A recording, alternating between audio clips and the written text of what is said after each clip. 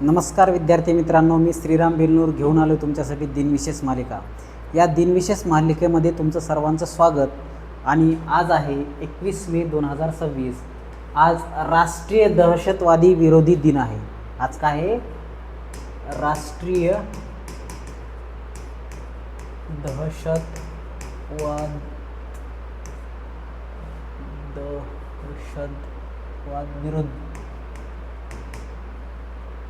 विरोधी दिन।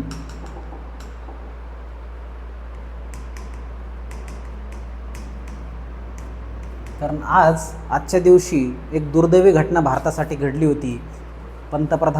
तत्कालीन पंतप्रधान राजीव गांधी यांची हत्या झाली होती।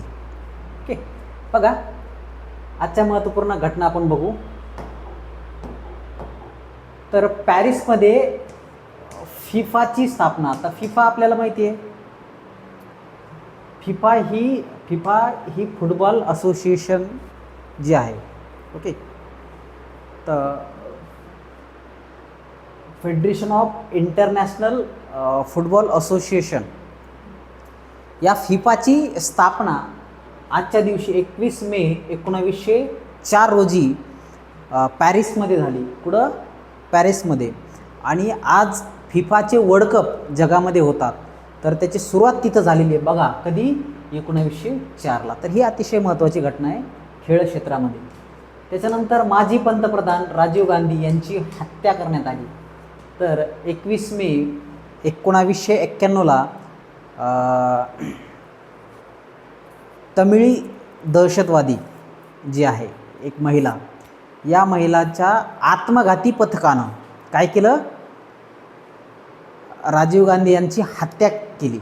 ओके, तर त्यांचा लिट्टेसोबत संबंध होता, लक्षात घ्या। तर माजी पंतप्रधान राजीव गांधी यांची हत्या आजच्या दिवशी झालेली आहे। आज त्यांचा स्मृतिदिन आहे, लक्षात घ्या। त्याच्यानंतर सुस्मिता सेन हिला विश्वसुंदरी हा किताब 1994ला मिळाला। तर 2000ला लारा दत्ता यांना विश्वसुंदरी हा पुरस्कार मिळाला। पण त्या अगोदर सर्वात पहिला विश्वसुंदरी हा पुरस्कार कोणाला मिळाला भारतामध्ये? सुस्मिता सेन यांना मिळाला। आणि तो कधी मिळाला? 1994ला मिळाला। त्याच्यानंतर चार्ल्स लिंडबर्ग यांना अटलांटिक महासागरावरून एकट्यानं न थांबता विमानाने प्रवास करण्याची कामगिरी पूर्ण करण्याची विश्वविक्रम त्यावेळेस त्यांनी केला। कधी केला हा? 1927ला। तर आता तर सहज करतात, परंतु त्या काळी ही सहज आणि सोपी गोष्ट नव्हती। तर चार्ल्स लिंडबर्ग यांनी अटलांटिक महासागरावरून एकट्यानं न थांबता विमानाने प्रवास करून तो पूर्ण प्रवास कंप्लीट केला होता 1927ला। ओके, त्याच्यानंतर आजच्या दिवशी चीनने काय केलं? 1000 किलो टनचा अणुबॉम्बची चाचणी यशस्वी पूर्ण केली। आणि हा जगातील सर्वात शक्तिशाली अणुस्फोट होता।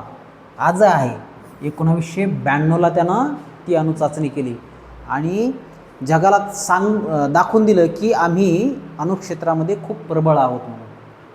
त्याच्यानंतर जर्मन शास्त्रज्ञ जेम्स फ्रँक यांचे निधन। तर जर्मन शास्त्रज्ञ एक थोर शिक्षण सम्राट, ओके, शैक्षणिक क्षेत्रामधली त्यांची चळवळ खूप मोठी, आणि नोबेल प्राइज विजेते जेम्स फ्रँक यांचे निधन झाले 1964ला। प्रसिद्ध हिंदी कवी, लेखक, व्यंगचित्रकार शरद जोशीचं नाव माहीत असेल आपल्याला, यांचा जन्म झाला 1931ला आजच्या दिवशी। त्याच्यानंतर मल्याळम अभिनेते मोहनलाल यांचा जन्म झाला 1960ला। तर मल्याळम क्षेत्रामध्ये मल्याळम अभिनेता मोहनलाल यांनी खूप मोठी कामगिरी या मल्याळम क्षेत्रात, तमिळ चित्रपटा क्षेत्रामध्ये केलेली आहे। मराठी साहित्यिक आणि कला समीक्षक ज्ञानेश्वर नाडकर्णी यांचा आजच्या दिवशी जन्म झाला। कधी? 1927ला त्यांचा जन्म झाला।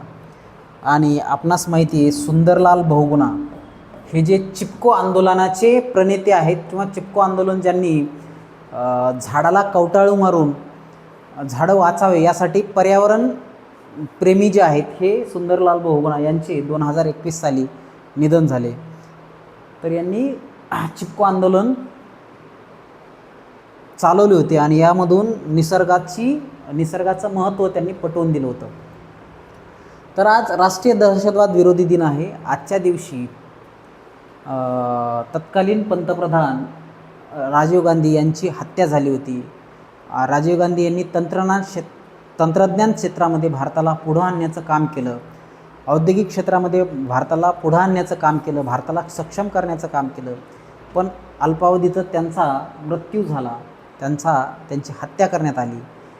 आणि एक काँग्रेसमध्ये किंवा भारताच्या इतिहासामधली ही काळी घटना आहे, दुर्दैवी घटना आहे.